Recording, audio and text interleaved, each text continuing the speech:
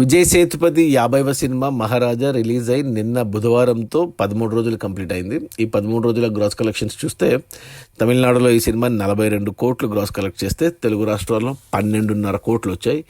ఇక కర్ణాటక నుంచి 7 కోట్లు, కేరళ నుంచి 5.5 కోట్లు, ఇక ఓవర్సీస్ నుంచి 24 కోట్లు. అలా టోటల్గా ఈ సినిమా 13 రోజుల్లో 91 కోట్లు గ్రాస్ కలెక్ట్ చేసింది.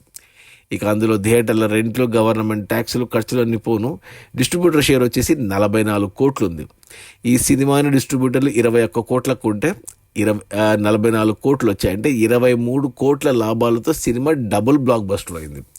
ఇక తెలుగు రాష్ట్రాల విషయానికి వస్తే తెలుగులో ఈ సినిమాని 3 కోట్ల కొన్నారు డిస్ట్రిబ్యూటర్లు. ఇక 13 రోజుల్లో తెలంగాణలో 6 కోట్లు గ్రాస్ వచ్చింది. ఇక రాయలసీమ నుంచి 2 కోట్లు గ్రాస్ వచ్చింది. ఇక మిగిలిన ఆంధ్ర నుంచి 4.5 కోట్లు గ్రాస్ వచ్చింది. అలా టోటల్గా 12.5 కోట్లు మనకు తెలుగు రాష్ట్రాల్లో వచ్చింది. అందులో డిస్ట్రిబ్యూటర్ షేర్ వచ్చేసి తెలంగాణలో 3 కోట్లు, రాయలసీమలో 1 కోటి, మిగిలిన ఆంధ్రాలో 2 కోట్లు, అంటే 6 కోట్లు, 20 లక్షల దాకా వచ్చింది. అంటే 3 కోట్లకు ఉంటే 3 కోట్లు డబుల్ బ్లాక్ బస్టర్ ఇక్కడ కూడా తెలుగు రాష్ట్రాల్లో. ఇక ఈరోజు గురువారం మనకు కల్కి సినిమా రిలీజ్ ఉంది. సో ఇంకా అందరూ కల్కి పైన పడతారు. తెలుగులో, తమిళ్లో కొద్దిగా తగ్గిన, బట్ తెలుగులో మాత్రం ఇక ఈ సినిమా రన్ కంప్లీట్ అయినట్టే. మహారాజా ఇంకా ఇంతకంటే ఎక్కువ రావు. బట్ తమిళ్లో సినిమా 100 కోట్ల దాకా వెళ్తుంది ఓవరాల్గా కలెక్షన్స్.